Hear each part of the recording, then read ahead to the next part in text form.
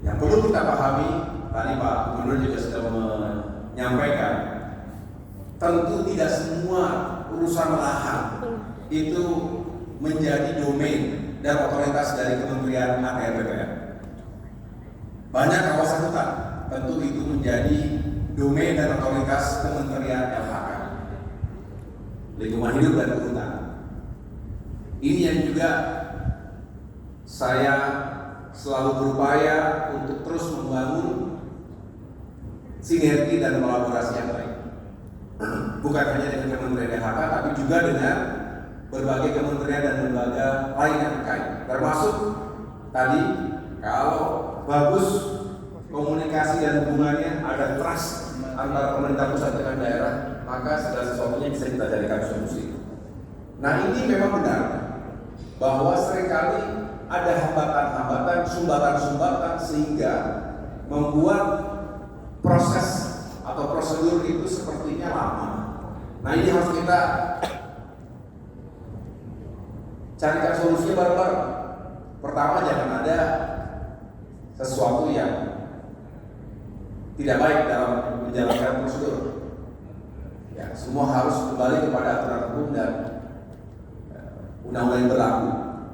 Tapi di sisi yang lain harus ada kesamaan dalam visi bahwa kita ingin menjadi bangsa yang besar.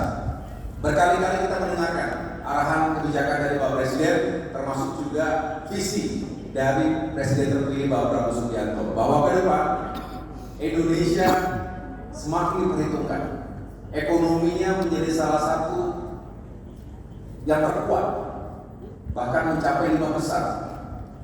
Sering kita bayangkan Indonesia di tahun 2045, di mana pertumbuhan kita positif, progresif, dan kemudian ekonomi kita juga makin kuat, ditopang oleh kemandirian-kemandirian, termasuk di bidang pangan, energi. Dan tentunya kita berharap ini semua bisa kita rencanakan dan kita persiapkan dari sekarang. Bicara pangan, bicara energi pangan. Kemudian kita juga tahu bahwa Indonesia dengan luas seperti ini, dengan geografi kepulauan yang luar biasa kompleksnya, membutuhkan pembangunan infrastruktur yang menghubungkan antara satu pulau dengan pulau yang lain, antara satu kabupaten kota dengan kabupaten kota yang lain. Ini yang juga tidak boleh terhambat. Pembangunan infrastruktur, perhubungan, transportasi, darat, laut, udara, ini harus makin kuat. Selain tentunya integrasi secara fisik, kita juga perlu membangun konektivitas antar kawasan. Dengan demikian kita akan mengurangi terjadinya ketimpangan antara pusat dengan daerah, antara Jawa dengan non-Jawa, antar provinsi dan antar kabupaten kota tadi. Dengan demikian, Bapak Ibu sekalian, tentu sekali lagi membutuhkan pemahaman yang utuh, strategi yang jelas, termasuk bagaimana kita menata ruang kewilayahan yang ada di Indonesia ini.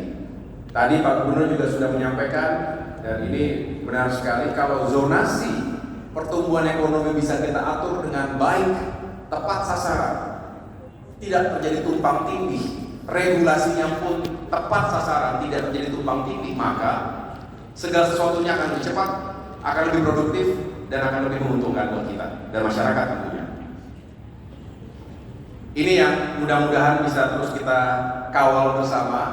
Sekali lagi, Kementerian BPN melalui program-program strategis khususnya di bidang reforma agraria, selain kita ingin melegalisasi aset, kita juga ingin melakukan redistribusi tanah di berbagai daerah kepada masyarakat, terutama masyarakat yang kurang mampu, agar punya aset bisa digunakan untuk hunian, termasuk juga untuk produksi, baik pertanian maupun perkebunan.